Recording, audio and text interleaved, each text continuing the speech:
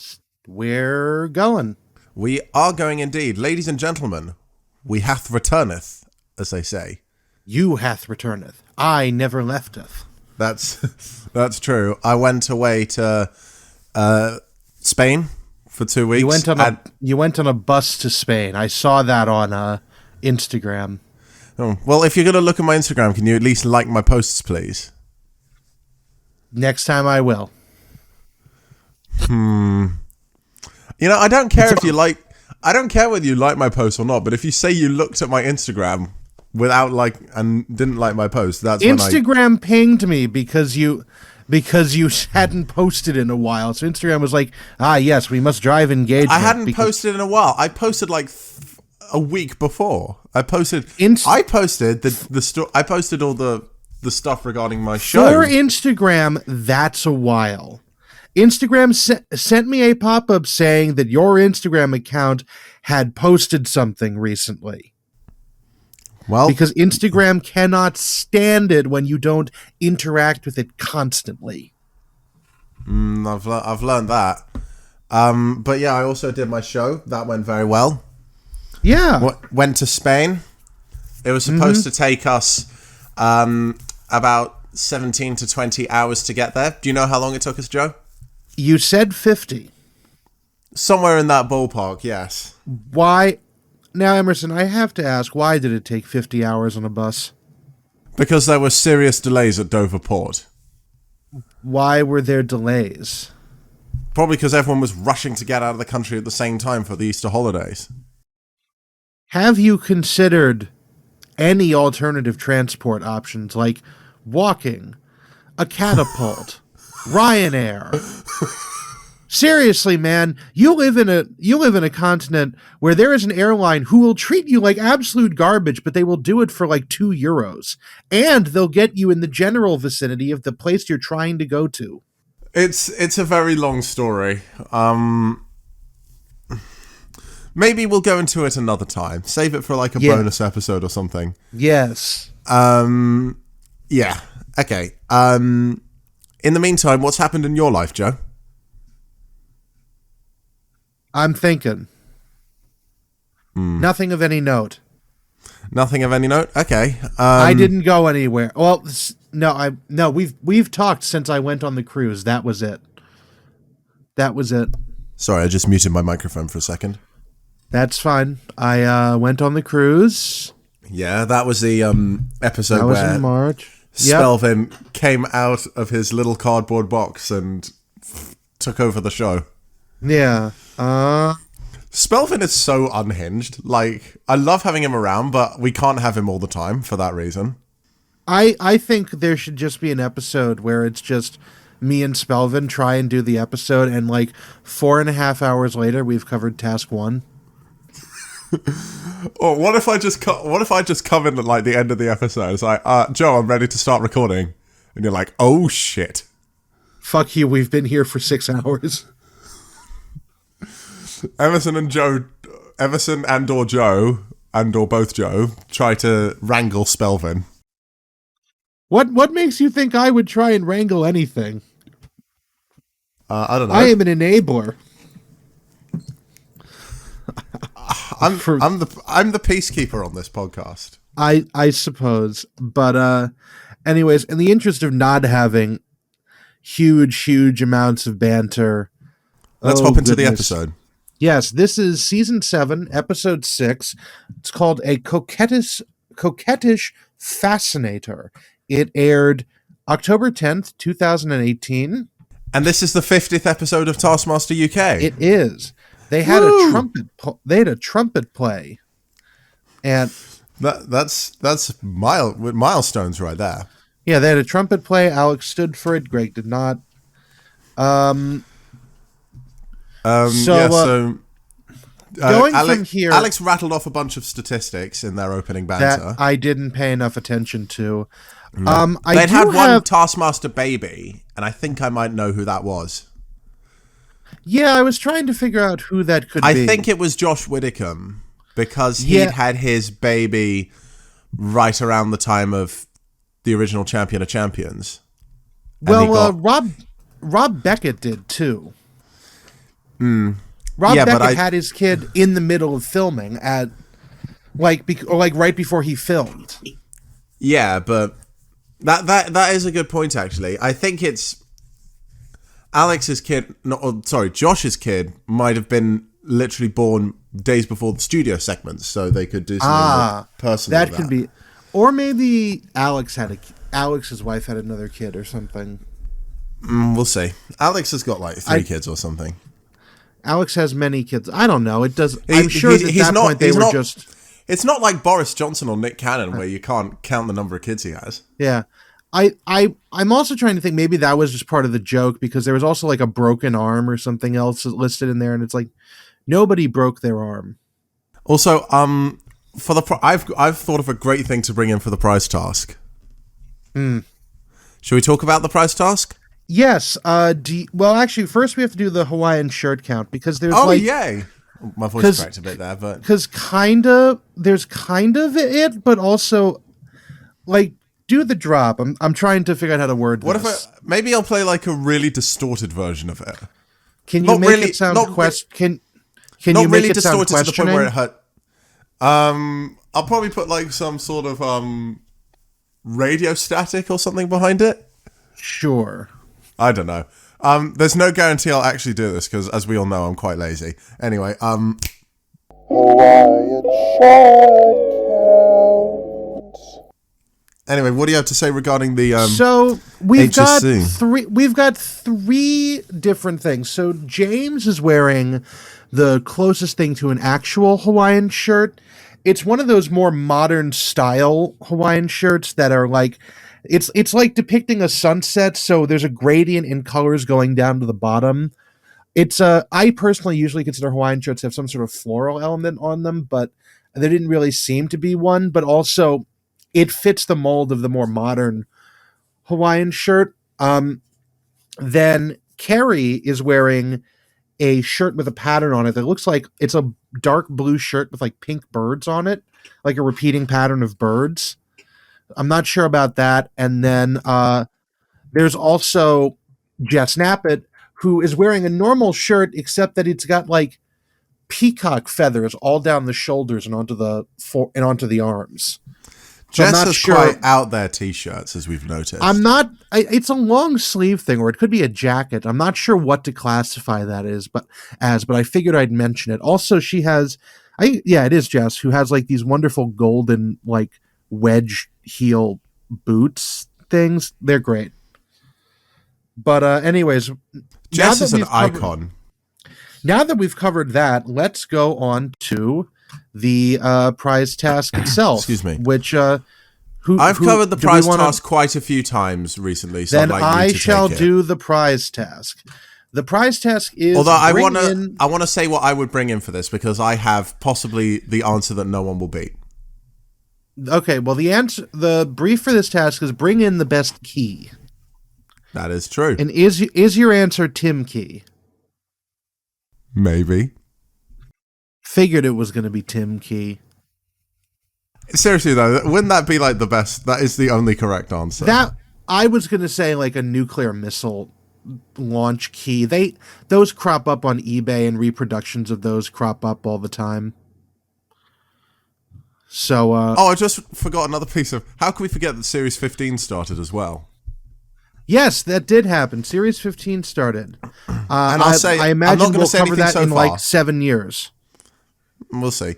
But there's one moment in it that, because we're watching this series for the podcast, there was one moment in, I think it was the second, there's only been 2 episodes so far, but in the second one there was a moment that I really appreciated, even more because we're currently watching Series 7. Ah. But we're getting closer to champion of champions.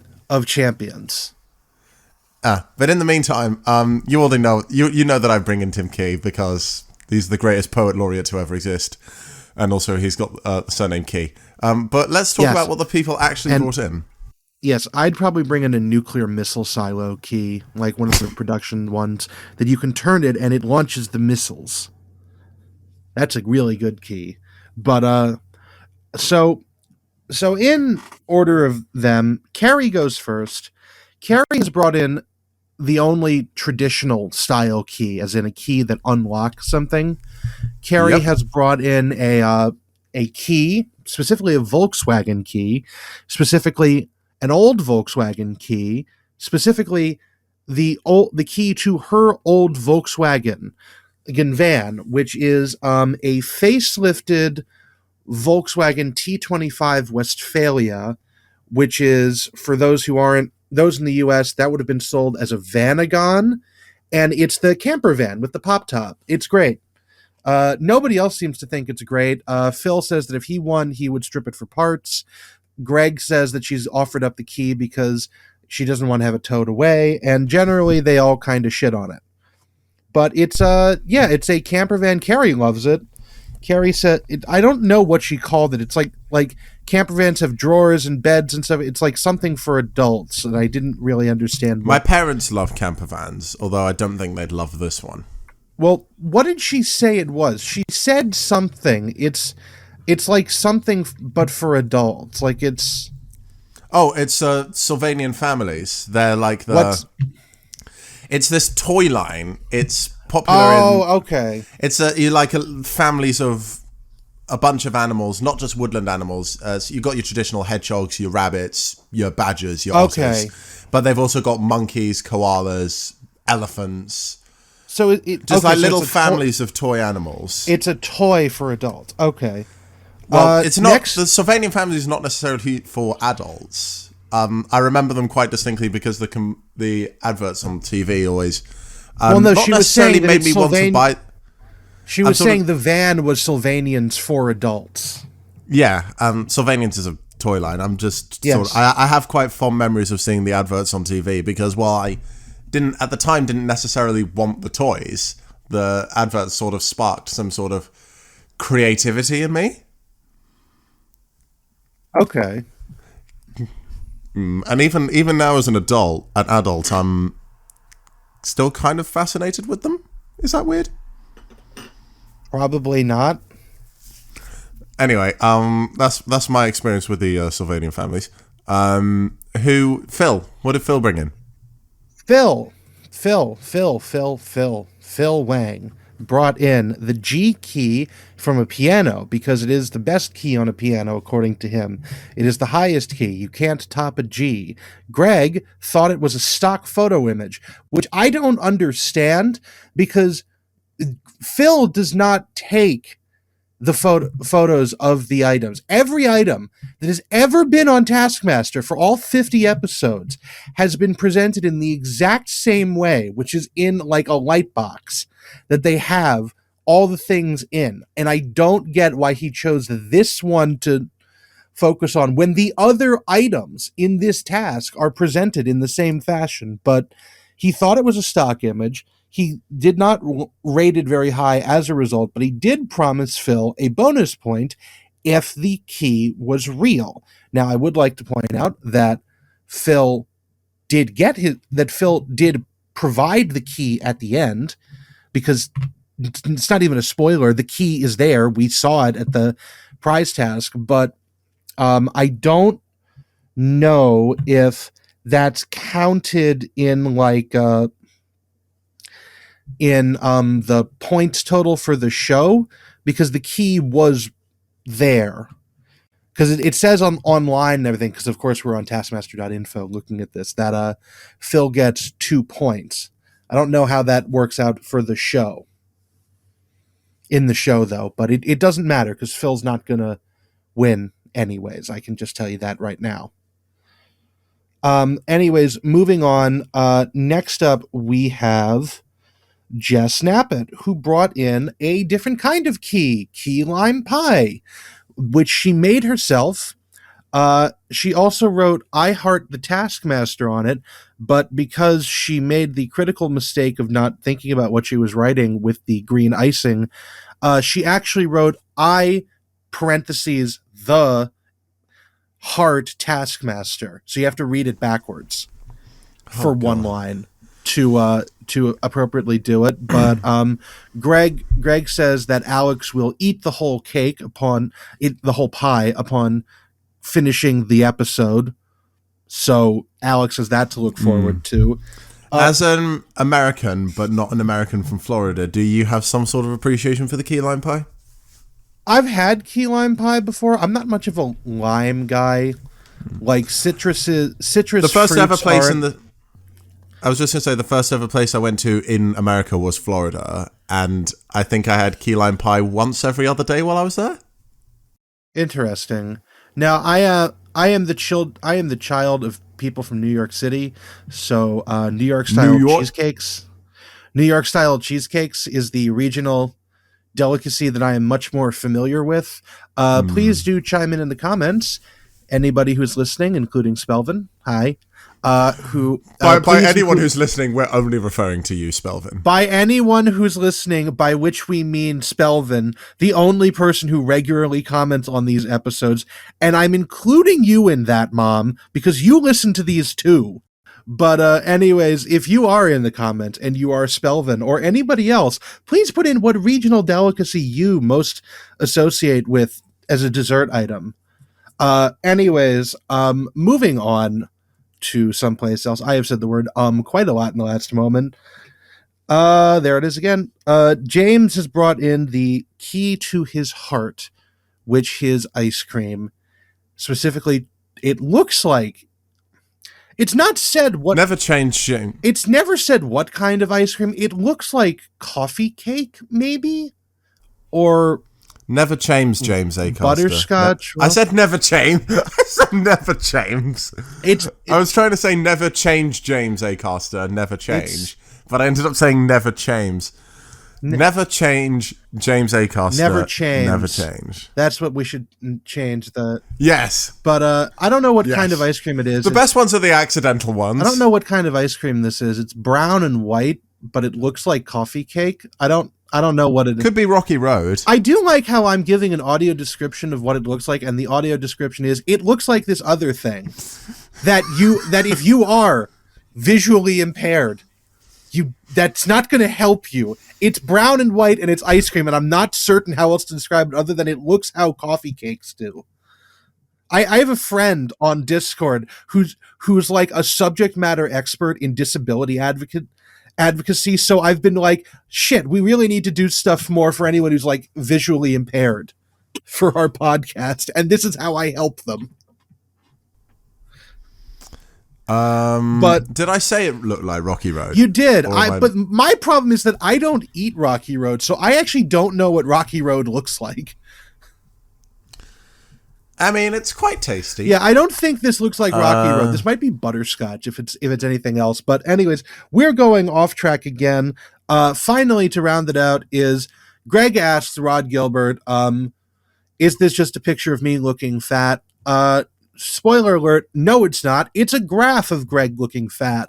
There is the picture of Greg in his underwear that we've seen multiple times now, superimposed over an XY axis as like a line going up a graph. This is very bad from a like statistical standpoint because it's a very bad graph. There's no statistics involved. There's with no, it. but there is a key which does fulfill the task. Rod has put in a key where the color of Greg's skin represents Greg, and the color of Greg's Speedos represents Greg's Speedos.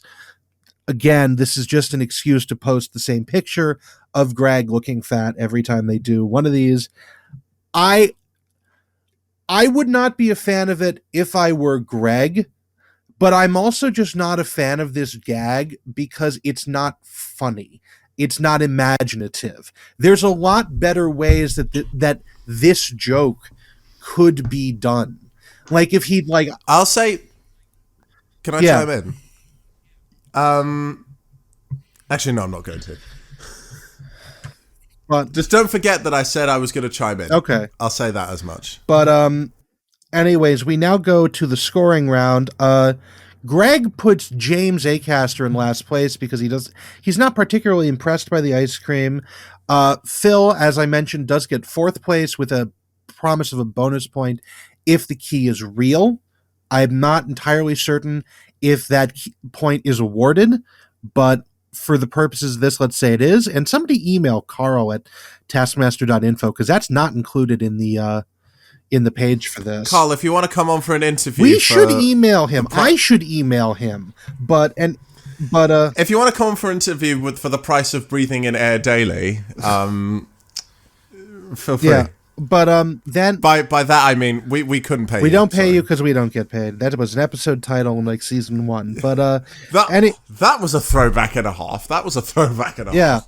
But anyway, Rod, I almost said episode 3 there. Rod gets 3rd place because I think episode 3 was the one you weren't in. Yeah, episode 3 of this season. But Rod gets 3rd place. I think Greg thinks it's funnier than I do. Jess gets 2nd place because the pie looks good, and then Carrie Godleman's camper van gets 1st place, which honestly, even if you don't like the camper van like everybody else did, I kind of have to go with it. I like the camper van. I think it's kind of cool, but also the value proposition is we've got pie, ice cream, piano key. We're going to ignore the picture of Greg. And then we've got a 4-wheeled motor vehicle with a good MOT. That is like, the value proposition there is a little bit different. So obviously Carrie's going to win. And if we do the Taskmaster Joe drop right now. Whip-a-boo! It's the Taskmaster and his name is Joe, and he's gonna tell us what we should know. It's Taskmaster Joe. You can see that I've kept a lot of the upper scoring stuff in the same place. So I put Rod in last because I did not enjoy the joke. James Acaster is in 4th because, I'm kind of just unimpressed with it. Key to My Heart is not like... It would have been a harder choice if it had been like, the key to my heart is like a real thing, or like some sort of like nostalgic little tat or something that said key to my heart on a keychain with like a fake key. That would have been something. I put Phil in 3rd place because a piano key is inventive, but it's not as good as the pie or the van. Jess gets 2nd because, again, the van gets 1st for reasons I just stated. All right, now it's my turn to do a 2-part first VT task. Are we doing this? Are you doing both parts of this then? I mean, they're technically part of the same task, so cool. I don't mind. Okay. Anyway, I feel like I want to sort of get more talking in because you just like to go on terrible tangents to throw. That's throw also in an previous episode title. We did. Yeah. We're not going to make any more references to previous episode titles in this episode, I hope. Yeah. Just say a random one for no reason. Ball gags. That's funny because that's the one I was thinking of. Of course, it was the one. What else would it be? Keep going. The one where we had our first major laugh. Yeah, we did have a breakdown during that one. Oh god! Imagine that with like better audio. Imagine that one with better audio. That would be very, very interesting. But anyway, VT task 1, part 1. Put exactly 50 different things in this bin. Fastest wins. Your time stops when you say, I've put exactly 50 different things in this bin. Your time starts when Alex touches you on the shoulder. So, yeah, apparently I can't speak. But they love the red wheelie bins. I was thinking, remember when Hugh Dennis had to push Mel Gedroych in the bin around? Yes. There's also a task in Series 9, I think it is, that has 5 of these wheelie bins. That might actually be the first clip of Taskmaster I ever saw, that Series 9 task with the 5 wheelie bins. Oh, and speaking of wheeling people around, James actually is like reading the task out, and he just sort of makes up to wind up Alex, put Alex in the bin. Oh, yeah, that was funny. Also, what the time starts when Alex touches you on the shoulder, that reminded me of in Series 4, I can't remember what the exact task was, but your time starts when you next blink. Yeah. there was a task. I can't remember exactly what the task was, but yeah. But most people's natural instincts was to just run away from Alex. Yes. He caught everyone eventually. Rod had to lie down after that. I mean, the man's the same age as Greg. He's running out of steam a bit. Not that old, man. I mean, Greg would run out of steam pretty quickly, but I don't know. James starts. James puts James's 50 things include just a collection of small pebbles and leaves, as well as a ukulele he finds, and he gets it the quickest in 58 seconds. There's not a lot to say about the people's bits here. I do like that ukulele he finds is a sentence that comes up. What? Oh,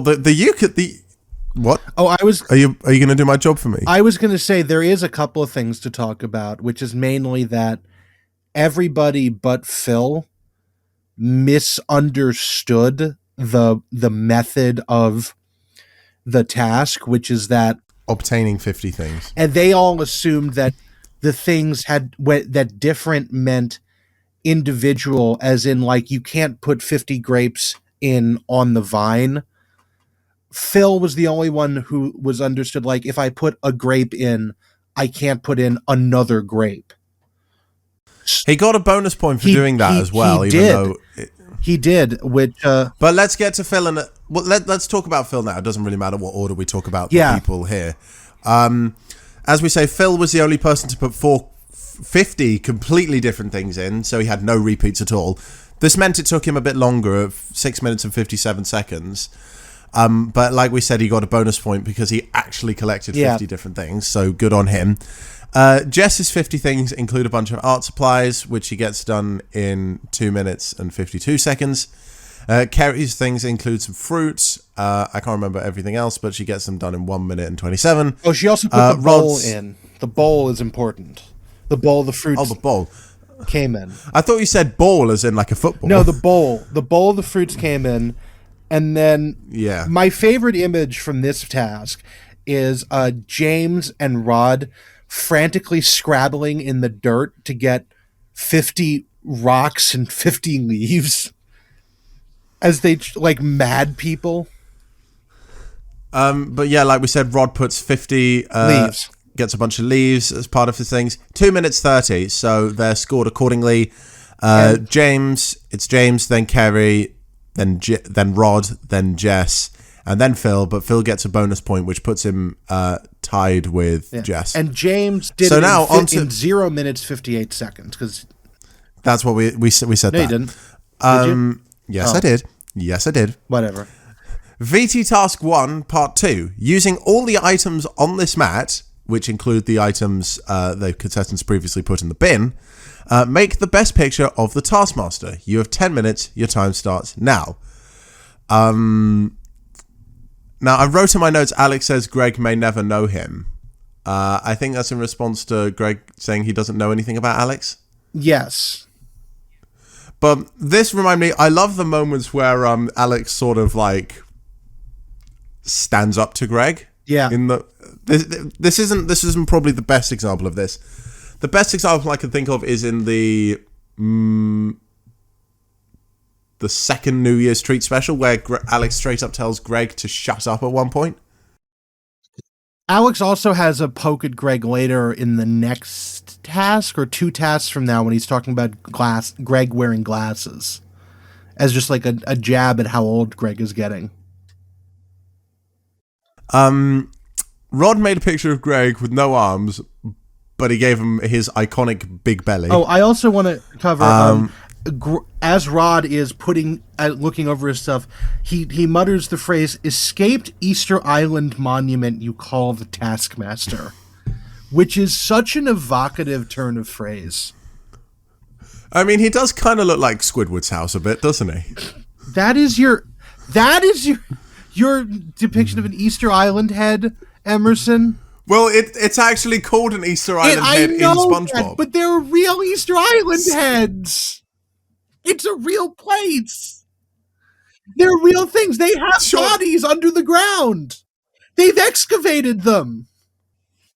Okay, first of all, they're called Moais. Yes, they are. I don't know. I just like making random references. Can that be like the thumbnail? Can we do like a split of like Squidward's house and Greg's face next to each other? Yes. That's the thumbnail for this episode. Do we have any ideas for what like the description quote's going to be? Because that's usually a quote from the. Okay. I have nothing. We'll come across. Carrie's picture of Greg has a massive head and a tiny body and a withered leg. They're like one of the legs is like this massive tumor represented by a satsuma growing on. They're interesting portraits. I did like Carrie's. Also, you have trouble saying Carrie's name, don't you? No. I just every time I talk about Carrie, I'm torn between saying Carrie and Godleman, and so I have to pause for a second. I also did like this is actually where the title drop comes from, because the bowl on his head, a coquettish fascinator, is deemed a coquettish fascinator. And is it fastener, not fascinator? No, fascinator, because fascinator is the tech. Oh yeah, it is fascinator. I thought it was fastener. No, fascinator is the technical term for a particularly elaborate hat, usually worn by the sort of, upper class debutante twits who dress up for horse races. Upper class. I mean, we've gone from upper twaddlington upon fuckwit to upper class debutante twits. Oh no, this is not a jab at the United Kingdom. They do this at like the Kentucky Derby too. No, I'm equally disgusted. I'm just saying you like using this really colourful vocabulary. Well, I have to somehow. At least Spelvin attempted a British accent. No, I will not. I can't do it well enough for it to even be funny. It's just bad. Well, when we do the IRL episode, hopefully we'll have to. Then, yeah, because there'll have to be a lot of once in a lifetime stuff in that point. In that episode. I don't think we'd even cover Taskmaster in that. We just like talk for the first time, and we could do that could be like that could be our video episode. We could do a vlog. That could be our video episode. We just like do a bunch of things. A live stream for like a donation of $100,000, and we have to reenact Rod Gilbert's quick change outfit. It's not enough money, man. $1 million. That might do it, but if you've got $1 million, please donate it to us when we do our live episode. Okay, but we get off track. Who's next? Jess's was funny. Jess's was really funny because Jess... She actually had paint. She had paint, and she didn't use it. No, Jess did not only have paint. Jess also had chalk and the box for the chalk. I think she had some other, like, paintbrush stuff. And what does Jess Knappett fucking do? None of that. She outlines his head in string. I've said it before. Jess Knappett is... Someone dear God help this woman. That is my... Someone help her. That is my... The help Jess Knappett... The Save Jess Knappett helpline. The human... For just £2 a day. For just £69 a month, you can sponsor this poor woman. You can sponsor this poor woman and give her some common sense. We take change. Next episode, oh god, there is a Jess Knappett moment in that oh my god. Oh good. Also, one other thing I want to note before we keep going. When Phil Wang is up here, Phil, for possibly the first time in the entire series, although he has mentioned it before, so maybe not, Phil becomes aware of how revealing his chosen outfit is. When he mentions it a lot, and it is just, Phil, why didn't you? If you noticed this, did you continue because you thought it was funny, or what? This is a genuine question, Wang. Answer me. What possessed you to do that? Maybe he never will. But Jess uses the objects to make a picture of Greg, giving him a large oblong for his face, and Phil essentially makes an Angry Birds pig, which he confesses to. It does not look like Greg. It's one of those seeing eye pictures because Does it look like the Angry Birds pig? The instant he said Angry Birds pig, it did. It's like one of those seeing eye pictures. It's hilarious. It's one of those once you notice it, you can't unnotice it pictures. It's very interesting. It's sort of like it, but it wasn't very good. I can't wait to look at our audio for this episode and see how yours just does not stop, whereas mine just like breaks occasionally. Why would I stop? But well, yours does not stop because you keep talking. Exactly. Okay, now James Acaster, this is probably the greatest comeback story ever. Right?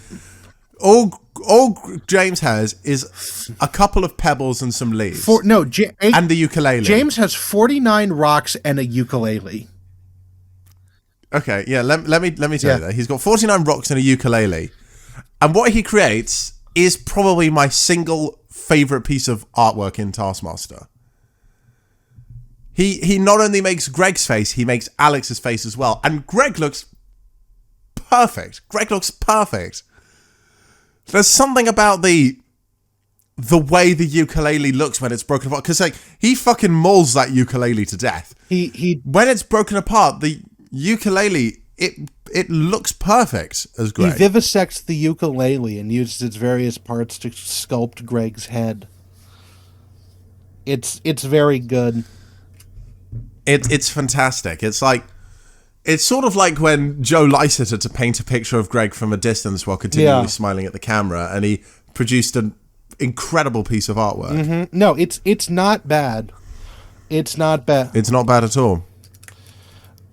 Oh, I'm just looking at my notes for the next task, and I think we might have found the quote for the description. There are a lot of things. My notes are a lot vaguer on this, but But before we hop onto that task, James is given 5, Rod 4, Kerry 3, Jess 2, Phil 1. Joe, do you have any objections? Art is subjective, and I liked James. I thought the face was a little weird, a little hard to see. Jess's was all right. I thought that Rod's was a little funny looking, but not bad. I didn't bother to do a score for this. Okay. But in that case, we go on to yes. VT task 2. And before we do that, we have this one is brilliant. Have to do the master tasks for this. You thought you could get away from that, didn't you, Emerson? But what? The master tasks, the adapted versions of these tasks that I do because I like reading. Oh. Yes. Is that going to be a jingle for next series? Probably not. Master tasks. Please don't. I like just reading these, but anyways, we have to create jingles for everything. Oh. I'll get in contact with Spelvin and have him create master jingles task. For all of these things. But yes, master task, master task. Da, da, da, da, da, da, da. Interestingly, the master tasks for the two sections are different because the first section, which is put 50 different things into the bin, was adapted out onto season 3, episode 3 of Stormmaster, season 1, episode 5 of Taskmaster Portugal, and season 3, episode 5 of Sir Mastari. However, Sir Mastari did not do the second portion, where they had to then make... That is very weird. So only Stormmaster and Taskmaster Portugal did the second part. Also, interestingly, Stormmaster titled that episode 50 Different Things after this task. So this is the second time that both of them got that this task coined an episode title. Because the Coquettish Fascinator came from this task as well. But I just thought that was very interesting that not all of this task was adapted out. But then we are on to the probably the one I have the least notes on because it's really difficult to describe this using words. And we can't really soundbite it either because the visuals are everything. Yes, we can, because the visuals in the boys' task mean fucking nothing. I need you to understand this. I wrote in my notes for the boys one, I can't put words to it. You will lose absolutely nothing from just listening to this. But anyways, the task is I better get ready to download the episode again. the task is write and perform the most suspenseful soap opera cliffhanger. Your scene may last no more than 1 minute. You have 30 minutes. Your time starts now. Things to note: Alex, they went to commercial during this one, and when Alex introduced it, the episode, anytime Alex introduced, went from the studio to throw to this VT thing, he paused and did the suspenseful and there was a suspenseful heartbeat noise that played, because they're playing with the yes, they're playing with the stereotypical soap opera tropes.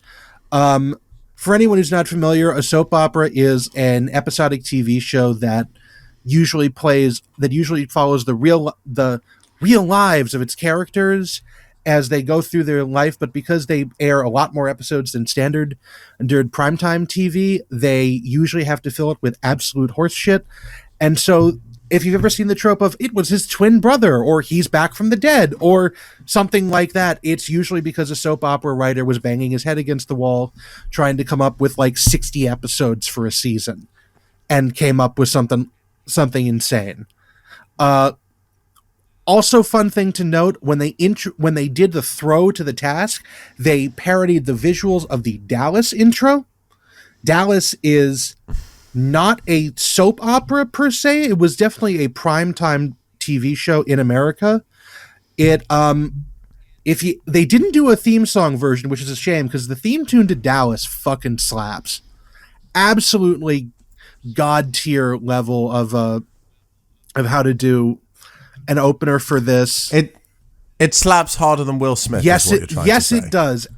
Dallas actually, as a show, slapped so hard it brought down Ceausescu, the dictator of Romania, because the show, to put a very 10-second explanation on Dallas, it was about rich oil barons in Dallas, Texas, who were all really rich, but also backstabbing each other. There was a very famous episode where one of the guys gets shot, and that was the season cliffhanger for a year. Who Shot JR became a point of American cultural touchstone. The Simpsons had a whole thing about it too. If you remember Who Shot Mr. Burns, that was playing off the huge amount of PR that Who Shot JR got. And that's actually also where the It's All a Dream thing came from, because it turns out that among the many things that happened, JR apparently just got shot in a dream that someone had that lasted a season and a half. But anyways, we're moving off track a little bit. We don't move off track. We don't move off track. They aired this. How are we doing for time? It doesn't matter. 43 minutes. It doesn't matter. They aired this in Romania they aired the show, and what in Romania? I said it slapped so hard it took down Ceausescu, because Ceausescu aired it in Romania because he was the dictator of Romania, which was a communist country, to show the evils of capitalism. The Romanian people saw the rich Americans with their designer clothes and their Mercedes-Benz sports coupes, and it was holy shit, why can't we have designer clothes and Mercedes-Benz sports coupes? And they revolted and threw down Ceausescu and executed him. And that's why Romania is not a communist dictatorship anymore. But because of Dallas, among many other things. But anyways, now let's go on to the dramatic soap opera for things that dun, dun, dun, dun. that we have in Taskmaster. Will it be as show-stopping as taking down the Romanian dictatorship? No, it won't be, because the first one, we get shown the thought process going on, which I actually couldn't write this down in my notes because I didn't want to put that sentence into my phone, but I'll say it because this is much harder of a record to find, which is that Rod Gilbert, immediately after being given this task, decides that the thing he wants is Phil Wang Mpreg, basically, because he immediately decides that whatever role it is, that whatever they're doing, Phil Wang's character is going to be pregnant. And so, also interestingly, Jess and Carrie also wanted one of their characters to be pregnant, but unlike the dudes, they realized that they cannot be that neither of them can make the other pregnant. So they decided that's the same with the dudes. Not to go with that. The guys did go with that, and there's not much else to go off of for the script or anything. They sort of breeze past it. I am going to read the description from taskmaster.info, and then I'm going to ask you for the boys only, because I can do the other one. I can describe the other one. For the boys only, please just play the whole thing. It's a minute long, because I can't do it. But all right. Shall I play the theme song they wrote as well? Yes. James, Phil, and Rod. Everybody's got feelings. Feelings hurt and feel good. Everybody's got feelings. Feelings hurt and feel good.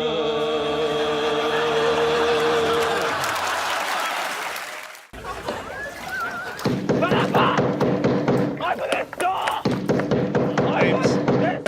James! What have you been doing in here? And while I told you about locking doors in this house, we don't have locked doors in this house.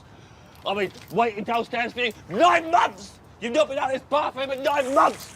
What are you playing at? I've been waiting for my dinner. I'm starving. Meanwhile, you're in here and you're getting fatter, if anything. Are you eating all the food? Is that what you've been doing? 9 months in the bath, eating all my dinner. What are you going to say for yourself? James, no. James, I'm not fat. I'm pregnant. Really? I'm going to be a dad? Well, if you're going to bring our little Baba into the world, then I'm going to make an honest woman of you. Philippa, will you marry me? If I'm gonna be an honest woman, James, then I better start telling the truth. There's someone else. Who? Rub-a-dub-dub! Oh, you little... My water's broken! My heart is broken. Rub-a-dub-dub.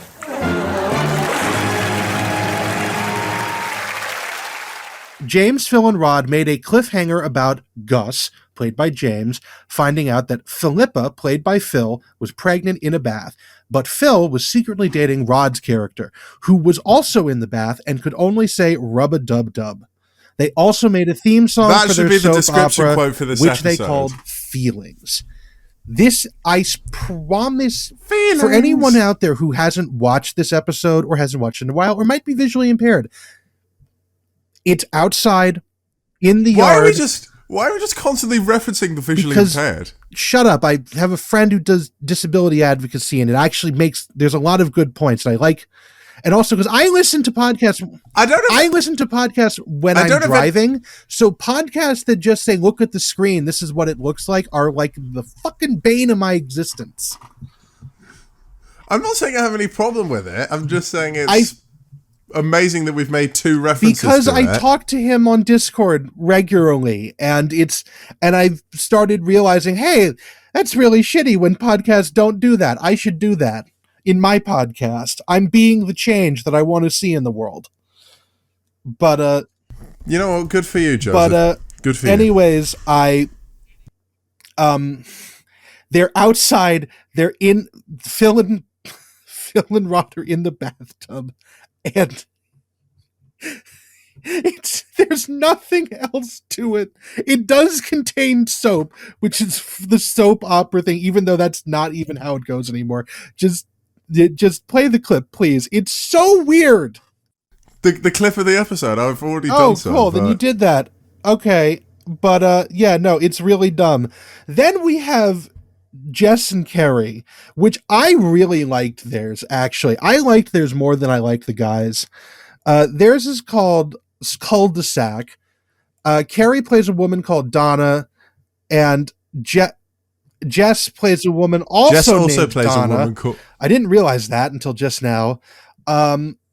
This one was very fun because they were both playing like a sort of more low class character role, like complete with being in a trailer, the caravan instead of being in like the house. And Donna, Jess's character, is sleeping with someone, which has angered Donna, Carrie's character, and they have a quite long fight.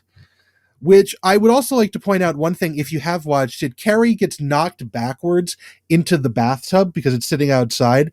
And when she gets out of it, she actually just very fluidly like steps up, like just pushes herself up out of it, which I thought was a very good bit of just sort of like physicality in acting. But anyways, the fight is over. Donna sleeping with Alex, with a character who's unnamed, played by Alex, who turns out to be her son that she didn't know. So this causes Donna to vomit, and then they do "to be continued" on the screen, which is a good cliffhanger. And also, I would just like to note that in one of these, we have what is either we have male pregnancy, and in the other one we have mother-son incest. I was going to make a comment that a lot of soap opera plots have more in common with fan fiction than anybody would like to admit, but clearly I don't need to say that. They just did that anyways when given the word soap opera.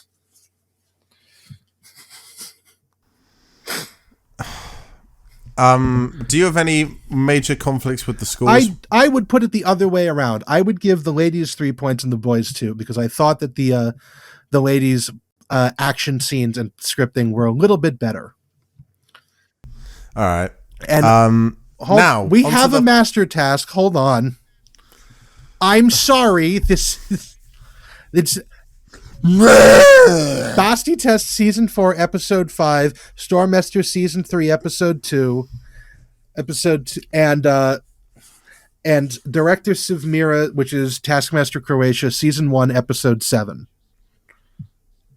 And the only difference is that in that the Stormester one, they were asked to make a movie cliffhanger instead of just a soap opera cliffhanger. That's it. We're done. Go on to the next one. I'm sorry this took so long. VT Task 3. In the lab, there are 10 pairs of glasses. The pairs of glasses may not leave the lab. Without breaking any of the pairs of glasses, put all the pairs of glasses into the smallest of these boxes. You must select your box before leaving the caravan and may not then change your mind. Smallest box containing all the pairs of glasses with the lid shot properly wins. You have a maximum total of 5 minutes. Your time starts now. So there's a selection of boxes lettered A down to J, A being the biggest, and J they're all inside each other. Right. It's really neat. Like a Russian dolls kind of thing. And if you've seen this episode, you'll know that the pairs of glasses are actually two identical drinking glasses in pairs. Yeah, there's like 10 pairs of drinking glasses. So yes, that's pretty much exactly it. They range from like James wine flutes down to like little glass thimbles. Yes. James and Kerry, I think, are paired up together. James chooses box I, the second smallest, and Kerry chooses box H, the third smallest. They both thought that the pairs of glasses would be spectacle glasses. James manages to get 12 out of the 20 glasses into his box, and Kerry manages to get 15 of the 20. Yes. That's not surprisingly not a lot to say about them. I was going to say, Kerry definitely didn't get the box to shut properly, but that's true. She turned it upside down so that the flaps were hidden. I mean, that's one way of doing it, but it's a tricky way to get them all out. Yes. Philip Wang chooses box F. Yeah, actually, what do you have to say about Phil? My notes just say everyone got tricked ... except Phil. Phil got very lucky. No, because Phil realized that it would be a trick. This was a great episode for Phil, even though he didn't win. He got multiple bonus points, and he recognized that he was being called out with the that he was going to get tricked with the with the glasses. Yeah, and also, so Phil thinks ahead and he thinks they might be drinking glasses, so he takes box F, and he manages to put all the pairs of glasses into the box, but he breaks one glass. A little bit, yeah. But this is where it gets interesting. Greg said that Phil broke one glass, but he didn't break a pair of glasses, so he's not failed the task, and he so far's in the lead. Which is, again, great for Phil. I can't imagine that happening to any other person in the show. Like not even this season even. I couldn't imagine that happening to anybody else. Phil Wang is very smart, but he's also this very is like naive. Something that would have maybe happened to Mel Gedroich. Like Greg, it's almost like Greg was low key taking pity on him, very subtly. Jess chooses box E, thinking the glasses would be like giant they'd still be like spectacle glasses. I love that. Like, what? They're going to be giant ones. She was right for the wrong reasons. Again, that's great. Yeah, and she was right for the wrong reasons, which was great. And she also manages to get all the pairs of glasses into her box. Rod fucks up right away. He leaves. I was going to say, I also would like to just point out that box F is probably the smallest one you could have gotten all the glassware into at all. That's a good point. But Rod fucks up. He leaves the caravan before choosing his box, so he goes to see the glasses, then comes back to choose box G, and he still doesn't manage to get all the glasses into the box. And he's disqualified, he cheated, and still fucked up. Yes, I was going to say, read the task, immediately disregarded the task, got disqualified, got the wrong box, and then I would like to make a question. Has Rod Gilbert ever put glassware away in his life? Because the first thing that he does when he runs into the room with box G is he takes one of the fluted wine glasses and puts it diagonally across the bottom of the box so that it's at both corners, which is the worst way I've ever seen anyone pack a box without intentionally doing it shitty. Rod is just a very questionable man. But Phil gets 5, sorry. Jess 4, Kerry 3, James 2, and Rod a big fat DQ. Yes. And then there is no master task. We have the live task. And yes, we do have the live task, which I have to say, this is my favorite live task this season. This was fucking hilarious. I loved this. My eyes were glued to Rod Gilbert the whole time, so yeah. So this one is fantastic visual comedy, but I can describe what is happening. So the task is get your donut as high as possible. You must be holding hands with the people either side of you at all times. Highest donut after 100 seconds wins. If your donut is in the air after 100 seconds, its height will be measured from where it lands. What this means, very quickly, they have a stack of inflatable pool rings in front of them. There is a donut-shaped one about halfway up the stack. So obviously they have to remove it from the stack and get it higher, but clearly they can't let go of hands with people. They are... Also, Greg is on the stage for the first time. He is holding hands with Rod because they have to hold hands at either side. So James at the other end James is holding hands with Alex. And he gets to blow the whistle. And also the last thing, it's height will be measured from where it lands, means that nobody can just throw it in the air. If that will be measured from where it lands. So if it lands on the floor, you get low points. So anyways, James blows the whistle, which is in Alex's hands. So he has to bring Alex's hand up. An absolute fucking bedlam descends upon this stage because everybody is like destroying their tower of pool rings to get at their donuts. Jess's gets kicked onto the ground by James and onto the ground below the stage. So she's fucked. James and Phil are holding it above their heads in their I think Phil's holding it in his teeth. Nobody tries to put it on Greg, which I'm shocked by because Greg is the tallest object on the stage by a bit. And then Rod, meanwhile, has thrown or kicked his into the audience and is like shouting and swearing at people to carry it all the way back and up into the gallery to get it like all the way up, which somehow they do. But meanwhile, as he's hurling invectives at the audience, the rest of them have devolved into this human snake crossed with a bar fight as they are like frantically scrabbling over each other. At some point, they're getting all tangled up. I thought we were going to see a broken arm at some point. Carrie at one point gets dislodged or lets go, drops to the ground, grabs her ring and holds it up, and then gets back up. But she'll get disqualified for this because she did, at least it seems like she let go. But it's hilarious. Greg is getting dragged around, even though he's like the heaviest guy there. It's people are getting squished, compressed. It looks like so much fun, which is not how these live tasks usually go. It's amazing to watch. It's amazing just to listen to, because it's like 7 people shouting, and also Rod Gilbert is swearing at the audience for most of it. It's amazing. Also, we can see Phil Wang's shoes for the first time. He is again wearing those fucking yellow Reeboks or Asics or whatever they are that are clear, he wore during the VT test, and also are supposed to be the same shoes that the bride wore in the Kill Bill series. I'm so glad you had a lot to say. I know I rat on you for talking a lot, but I would not have been able to drag out enough stuff for us to break the 1 hour mark. And this is how long we've taken.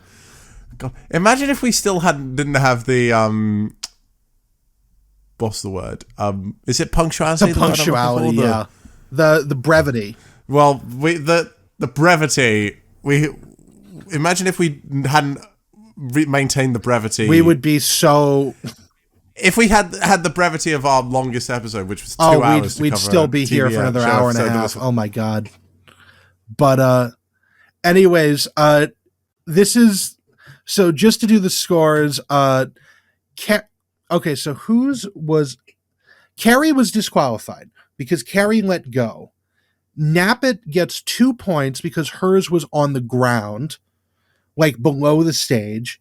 And then James and Phil were holding theirs in the air, but Phil's was higher. So James gets 3, Phil gets 4. Rod's was on the second story of the balcony, held above some woman's head. So he gets 5.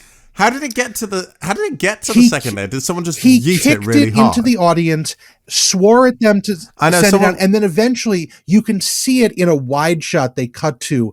Someone in the audience just fucking hurls it like a frisbee directly up into the second deck. It's really easy to do crowd work once you get the crowd on your side. And they went all the way up there and some woman was holding it up. It was fantastic. And then Rod wins the live task. There are 2 adapted versions, which we'll just go through this really quickly. Stormester Season 2, Episode 3, and Director Sevmira Season 1, Episode 6. And yes, then on to the actual scoring of the episode. James Acaster. Rod's is obviously the highest. No, of the episode. James Acaster's the winner of the entire episode. Whoop, whoop, whoop. And then we go up on stage and we see that Phil's piano key is real, which is why I was asking, does that extra point get counted? Then we see Alex shoveling pie into his face. And I thought that Alex had also been ordered to eat all of the ice cream, but James Acaster, as the winner, went up there and just started eating the ice cream himself. I don't blame him. I'll close this out with a reiteration of this episode's title. Never Chames Jange Acaster. Never Chames. Never Chames. And on that note, we'll finish. Goodbye. Bye, everyone. Bye. Bye.